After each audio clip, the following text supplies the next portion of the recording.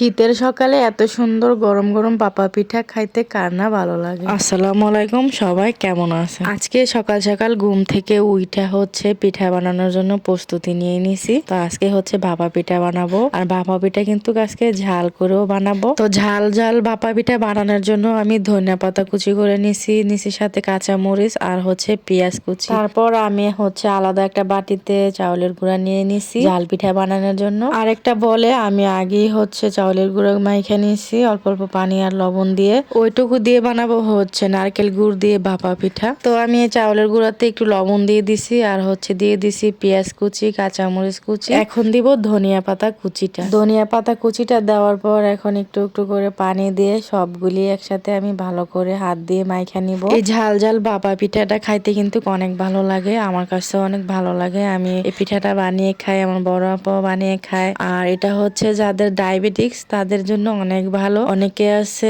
মিষ্টির কারণে ভাপা পিঠা খাইতে চায় না, তো এভাবে কিন্তু খাইতে পারবেন যাদের ডায়াবেটিক্স আছে তারা। তো আমার কিন্তু ভালো মতো মাখানো শেষ, এখন হচ্ছে পিঠা বানাতে চলে আসলাম। তো প্রথমে আমি এই জাল পিঠাগুলা বানিয়ে নিতেছি, পরে বানাবো হচ্ছে গুড়ের পিঠাগুলা। তো পিঠাটা হয়ে গেছে, উঠাই নিতেছি। চালটা গুঁড়া করার সময় আমি কিন্তু আতপ চালের সাথে হচ্ছে সিদ্ধ চালটাও দিয়ে দিছি, মানে যে চাল দিয়ে আমরা ভাত রান্না করে খাই। সিদ্ধ চালটা সাথে দিয়ে গুঁড়া করলে কিন্তু ওই পিঠাটা অনেক নরম হয় আর অনেক সময় ধরে হচ্ছে পিঠাটা নরম থাকে। শুধু আতপ চাল দিয়ে যখন আগে আমরা পিঠা বানাইতাম, খাইতে গেলে মনে হয় যে গলায় আটকে আটকে যাইতো। এখন সাথে সিদ্ধ চাল দিয়ে হচ্ছে আমরা বাবা পিঠাটা বানাই, তো এত নরম হয়, অনেক তুলতুলা হয় পিঠাটা। মানে পিঠাটা বানাইয়া ভাপ দিয়ে রাখতে রাখতে মনে যায় হাতে ধরলে পিঠাটা ভাঙা যাবে, এত নরম তুলতুলা হয়। তো আমার জাল পিঠাগুলা কিন্তু বানানো শেষ। এখন হচ্ছে আমি খেজুরের গুড় আর নারকেল দিয়ে পিঠা বানাইতেছি। আমি কিন্তু নারকেলটা আগে খেজুরের গুড় দিয়ে একসাথে জাল দিয়ে নিয়েছিলাম,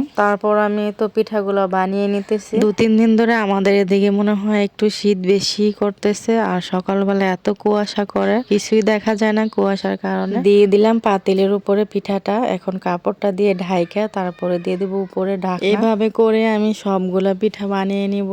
আর আমি হচ্ছে এক হাতে ভিডিও করতেছি আর এক হাতে হচ্ছে পিঠা বানাইতেছি, অনেক কষ্ট হয়ে গেছে। এই তো আমার সবগুলা পিঠাই বানানো শেষ, দেখেন কত সুন্দর হয়েছে আমার পিঠাগুলি। সবগুলি পিঠাই একটু ফাটে নাই, অনেক সুন্দর হয়েছে আর অনেক তুলতুলা, অনেক নরম হয়েছে। এতটা নরম হয়েছে যে হাত দিয়ে ভালো করে দললে ভেঙে যেতেছে, এত নরম হয়েছে। পিঠা মজা পাই আমি কিন্তু বানানোর সময় 3-4টা খাইয়া নিছি, এত ভালো লাগতেছিল পিঠাটা, অনেক নরম তুলতুলা। ভাপা পিঠা কিন্তু চুলার উপর থেকে উঠাইয়া গরম গরম খাইলে কিন্তু বেশি মজা লাগে, তো গরম গরমই কিন্তু আমি খাইয়ে নিছি। এখন আমার মেয়েকে আমি আরো একটা পিঠা দিলাম, ও কিন্তু এর আগেও খাইছে, ওর অনেক পছন্দ ভাপা পিঠা। ও খাইয়ে বলতেছে যে আম্মা তুমি আবারও আমাকে বানায় দিবা এই পিঠা। পরে বললাম যে দিব বানায়া। তো আমার কাছে তো মনে চাইতেছে যে আজ থেকে মানে প্রতিদিন সকালে আমি পিঠা বানিয়ে খাই, এত ভালো লাগতেছিল পিঠাটা। মেয়েকে একটু একটু করে খাওয়াই দিতেছি, সাথে আমিও খেয়ে নিতেছি, দেখলি খাইতে মনে চাই পিঠা। তো সবাই ভালো থাকবেন, আল্লাহ হাফেজ।